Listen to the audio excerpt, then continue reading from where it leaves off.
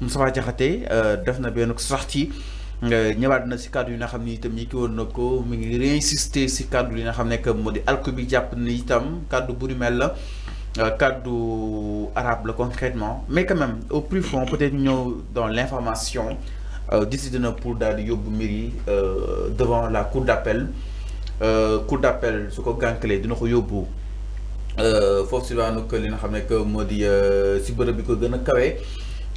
UNESCO étant d'autres pour exiger ñu daal di koy jox li nga xam ne que moo di dëgg dina ko yóbbu aussi su ko de la CEDEAO naka daal di jàngate li nga xam ne que moo di kii Moustapha Diakhaté bi nga xam ne itam mi ngi réitéré ses propos du tey ñu jàpp ni que ni passif mi ngi soog a am li nga xam ne que moo di justement opposant. Mais si il a tellement d'énergie bu fekkee le vieux Moustapha Diakhaté dafa am tellement d'énergie d'aller saisir la Cour suprême, la Cour d'appel, d'abord la Cour suprême, la Cour de la CEDEAO. Bu fekkee moom am na cette force-là, am na énergie boobu, c'est son droit. Il peut le faire. Dara empêché wu ko, il peut le faire. Tant que mu ngi am énergie boobu, mën na ko def. Maintenant, pour am ban dëgg la bëgg am. Tu es à peine sorti de la prison. Maintenant, ban dëgg nga bëgg. Ñu jox la ban dëgg. C'est ce que je pose comme question. Donc takkal. dama ne takkaluñu mais takkal mooy maanaam yow dañ laa fekk sa kër. coller la motif yóbbu la kaso. dañ laa fekk sa kër defoo dara ñu coller la motif yóbbu la kaso loolu mooy takkal dañ laa takkal mais ku wax ñi dégg lu mu wax ñu convoqué la yóbbu la kaso mooy kenn takkalu la. Tu as été victime de tes propres mots. Moustapha Diakhaté a été victime de ses propres mots. Yàgg na wax ay baatu yu mel noonu wax na fii nii ay waajuram ñoo gën yonent bi waxoon na loolu. Dans un pays laïque qui te fait 95% de musulmans quand il dit que sa waajur moo gën yonent bi état moo jéem a def médiation entre le peuple musulman bi nekk au Sénégal ak moom Moustapha Diakhaté sinon ñi fajal nañu ko seen bopp loolu amul. Deuxième bi Moustapha Diakhaté moo taxaw ne ci jamono Macky Sall man sax ce que j'ai dit ce que j'ai salué dans tout ça moom dafa yéex a dem kaso donte musuma ko yéene kaso. Moustapha Diakhaté dafa waroon dem kaso ci jamono Macky Sall pour mu xam kaso yi lan moo fa nekk pour mu mën a def cour magistral bu mu def démb. kon moom ba muy taxaw di ne Macky Sall comme moom ma ñëw xama moom ba muy taxaw di ne Macky Sall xale yi dañ leen war a yóbbu kaso parce que dañoo réew. xale yi les manifestants yi doon manifester Moustapha Diakhaté moo doon enfoncé leen ne leen xale yooyu dañoo réew dañoo xamadi dañ leen war a yóbbu kaso yar leen dañ leen war a yar c'est lui qui disait ces choses-là. mu taxaw ne waa Pastef ñu war a rey. Écoutez bien ce que je dis là c'est pas moi qui l'ai inventé. Ce donneur de leçon Moustapha Diakhaté lii bu bëgg a dem cour CEDEAO ñi dinañu constituer un dossier de ce qu'il a dit ni que ñu war a rey Sénégal dinañ leen rey ñu war a yóbbu kaso. yóbbu ko aussi CEDEAO. kon réplique dina am. lu mu war a yóbbu CEDEAO. ñi dinañu yóbbu lu ëpp moom lu mu wax. Comment dans un pays, dans une république comme Sénégal, yow nga taxaw di ne Sénégalais yi ñu war a rey baatu rey ñu war a rey dinañ leen rey ñu war a tëj kaso dinañ leen tëj kaso ok ñu war a rey kon Moustapha Diakhaté yow yaa leen gën ñu war a tëj kaso dinañ leen tëj kaso kon yow yaa leen gën yow Moustapha Diakhaté. Comment le gars est injuste? Man j'analyse ses propos yu démb ak yu tey. Parce que foofu laay nattee gor diw gor la wala du gor. mu koy fàttali parce que nee na mënul comprendre ñuy tal au champ yi. Moustapha Diakhaté xam nga Moustapha Diakhaté dëkk bi te itam mi ngi dal aussi si waa cybersécurité. xam nga Moustapha Diakhaté am nañ liggéey lu dul ni di topp. xam nga Moustapha Diakhaté il faut ngeen xam ni. a beau expliquer mënul jox kenn leçon. tu sais pourquoi. yow yaa fi taxawoon ne. nañu yóbbu xale yi kaso parce que dañoo réew dañ leen war a yar yow yaa ko doon wax yow yaa fi doon taxaw dina Sénégalais yi ñu war a rey dinañ leen rey ñu war a yóbbu kaso dinañ leen yóbbu kaso. ce même Moustapha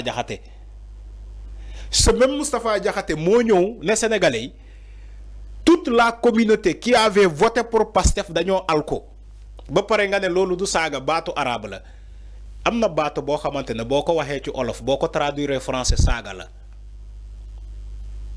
parce que l'équilibre des mots n'est pas le même lu signifier un mot peut signifier Anjola boo ko traduire en olof saaga la dama lay wax comment les dialectes là nu ñu bindoo baatu olof boo ko transféré en français day doon saaga comme aussi inverse bi mën nga wax un mot en français boo ko yóbbee ci olof du doon saaga alors que saaga la ci français c'est la même chose moo tax Moustapha Diakhaté il n'a rien expliqué ce qu'il a dit hier mën na nax ñoo xamante ne peut-être jànguñu amuñu même degré d'intelligence que lui wala ñu romb ko mën na leen nax à travers ci point de presse bu mu def démb maintenant bu fekkee ku jàng xam mën a ràññee peut-être mu sut ko ci degré d'intelligence il saura que Moustapha Diakhaté lu mu wax démb il n'a rien dit du tout parce que il peut pas donner des leçons aux gens.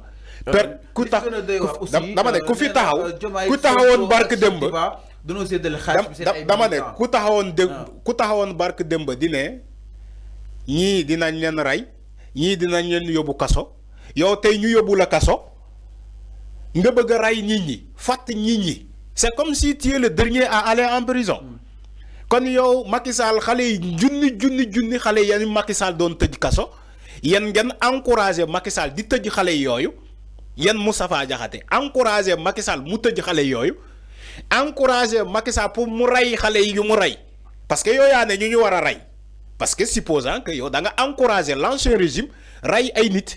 Il a été victime d'un. Il n'a pas été victime. C'est un abus du pouvoir peut-être. Il n'a pas été victime. C'est Dieu qui a fait sa propre justice ci Moustapha Diakhaté yàlla moo ko won boppam. mais avant li mu wax enquêteurs yi. ma ñëw may ma enquêteurs yi loolu itam benn infraction la. xama ñun. ce qu'il a dit aux enquêteurs. xama ñun. dama lay andi léegi ci le monde spirituel pour nga comprendre dama lay andi ci le monde spirituel xama ñun on vit dans un monde qu'on n'appartient pas malheureusement duñuy sóoraale loolu on est des individus ñun ay doomu aadama lañu. gis nga àdduna bu ñu nekk nii moomuñu ko il y a des gens qui te disent que on est venu pour une mission pour un voyage mais on a tendance à oublier ça c'est pourquoi là on est là ay nit di beew ba sut yàlla booy taxawee di naan say waajur ñoo gën yonent bi yow da nga beew yow da nga dem ba egg ci dimension boo xamante da nga jàpp ni que seule ta personne qui compte lu dal Moustapha Diakhaté loolu la.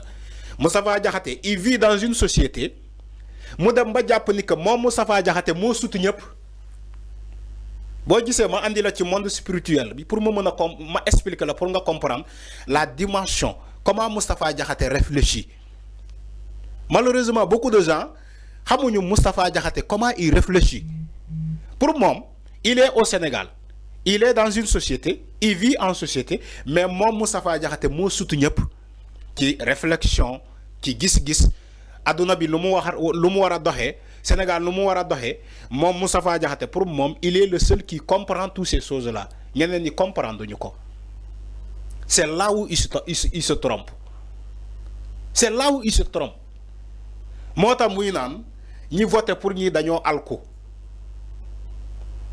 nañu ñaan yàlla benn jigéen bañ a jur lu mel ni diw